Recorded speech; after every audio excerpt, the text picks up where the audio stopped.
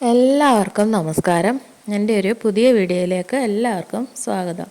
നമുക്കിന്ന് കടകളിൽ നിന്നും വാങ്ങിക്കാൻ കിട്ടുന്ന അതേ തരത്തിലുള്ള ഒരു പക്കാവട എങ്ങനെയാണ് തയ്യാറാക്കുന്നതെന്ന് നോക്കാം. എല്ലാവരും ഇതൊന്ന് ട്രൈ ചെയ്ത് നോക്കണം. വീഡിയോ കണ്ട് ഇഷ്ടപ്പെടുന്നവർ ഒന്ന് സബ്സ്ക്രൈബ് ചെയ്യണം, സപ്പോർട്ട് ചെയ്യണം. അപ്പോൾ നമുക്ക് വീഡിയോയിലേക്ക് പോകാം. ആദ്യം നമുക്ക് മാവ് തയ്യാറാക്കാനായിട്ട് ഞാനിവിടെ 250 ഗ്രാം ഇടിയപ്പപ്പൊടി എടുത്തിട്ടുണ്ട്. അരിപ്പൊടി ആയാലും കുഴപ്പമില്ല, സാധാരണ അരിപ്പൊടി ആയാലും കുഴപ്പമില്ല, തരിയൊന്നും കാണരുതെന്നേ ഉള്ളൂ. 250 ഗ്രാം കടലമാവ് ഞാൻ ഇട്ട് കൊടുത്തിട്ടുണ്ട്. കടലമാവ് ഇട്ട് കൊടുത്തതിന് ശേഷം നമുക്ക് ആവശ്യത്തിനുള്ള ഉപ്പ് ചേർത്ത് കൊടുക്കണം. ഞാൻ 1/2 ടീസ്പൂൺ ഉപ്പ് ചേർത്ത് കൊടുത്തിട്ടുണ്ട്. അതിനുശേഷം നമുക്ക് എരിവിന് ആവശ്യത്തിനുള്ള മുളക് പൊടി ചേർത്ത് കൊടുക്കണം. ഞാനിവിടെ ഒരു 2 സ്പൂൺ മുളക് പൊടി ചേർത്ത് കൊടുത്തിട്ടുണ്ട്. അതിനുശേഷം നമുക്കൊരു 3 ടീസ്പൂൺ കുരുമുളക് പൊടി ചേർത്ത് കൊടുക്കാം.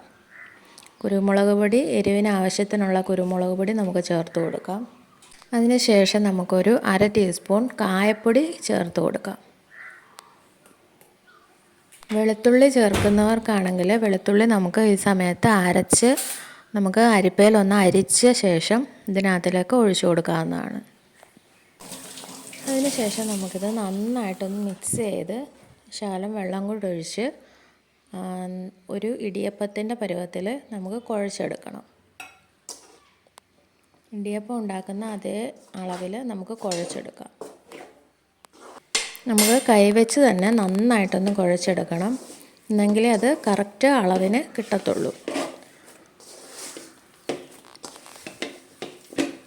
കടലമാവ് ആകുമ്പോൾ കയ്യിൽ ഒട്ടിപ്പിടിക്കാനുള്ള സാധ്യതയുണ്ട്. അതുകൊണ്ട് നമ്മൾ കയ്യിൽ ഒട്ടിപ്പിടിക്കാതെ ഇടയ്ക്കിടയ്ക്ക് കൈ ഒന്ന് നനച്ചു കൊടുത്ത ശേഷം ഇതേപോലെ നന്നായിട്ട് മിക്സ് ചെയ്ത് കുഴച്ചെടുത്താൽ മതി. കണ്ടില്ലേ, ഞാനിവിടെ നന്നായിട്ട് കുഴച്ചെടുത്തിട്ടുണ്ട്. ഒരുപാട് ചപ്പാത്തിയുടെ പരുവമല്ല, ഒരു ഇടിയപ്പം ഉണ്ടാക്കുന്ന കണക്കിന് ഞാനിവിടെ കുഴച്ചെടുത്തിട്ടുണ്ട്. ഇനി നമുക്ക് എങ്ങനെയാണിത് തയ്യാറാക്കുന്നതെന്ന് നോക്കാം. ഇത് തയ്യാറാക്കാനായിട്ട് സേവനാഴിയിൽ ഇതേപോലത്തെ ചില്ല് നമുക്കെടുക്കാം.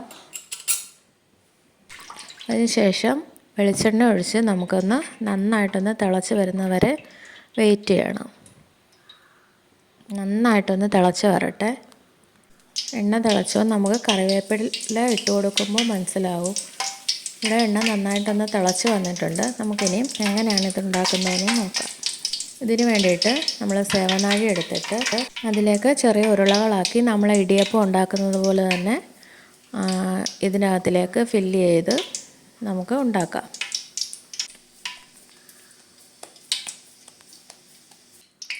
ഇനി നമുക്ക് നല്ല തിളച്ച് കിടക്കുന്ന വെളിച്ചെണ്ണയിലേക്ക് നമുക്കിത് ഇതേപോലെ നമ്മുടെ ഇടിയപ്പം ഒക്കെ ഉണ്ടാക്കുന്നത് പോലെ തന്നെ ഇത് പിഴിഞ്ഞൊഴിച്ചു കൊടുക്കാം. ഇത് എണ്ണയിൽ കിടന്ന് ഒരു വശം നന്നായിട്ട് മൂത്തതിന് ശേഷം നമുക്ക് തിരിച്ചിട്ട് കൊടുക്കാം. കണ്ടില്ലേ, ഇത് ഇവിടെ നന്നായിട്ടൊന്ന് മൂത്ത് വന്നിട്ടുണ്ട്. ഇനി നമുക്കിത് തിരിച്ച് ഇട്ട് കൊടുക്കാം.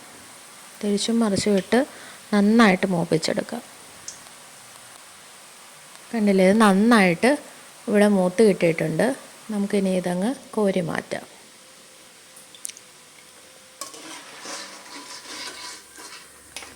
ഇതുപോലെ നമുക്ക് എല്ലാ മാവും ഇതേപോലെ പക്കാവട ഉണ്ടാക്കി എടുക്കാം. എല്ലാവരും ഇതൊന്ന് ട്രൈ ചെയ്ത് നോക്കണം. വളരെ പെട്ടെന്ന് തന്നെ തയ്യാറാക്കാൻ പറ്റിയ, നമുക്ക് കടയിൽ നിന്ന് വാങ്ങിച്ച് കുട്ടികൾക്ക് കൊടുക്കാതെ തന്നെ വീട്ടിൽ തന്നെ തയ്യാറാക്കി കൊടുക്കാവുന്ന നല്ലൊരു പക്കാവട ഇവിടെ തയ്യാറായി കഴിഞ്ഞു. എല്ലാവരും ഇതൊന്ന് ട്രൈ ചെയ്ത് നോക്കണം. ഇഷ്ടപ്പെടുവാണെങ്കിൽ സബ്സ്ക്രൈബ് ചെയ്യണം, സപ്പോർട്ട് ചെയ്യണം. Thank you.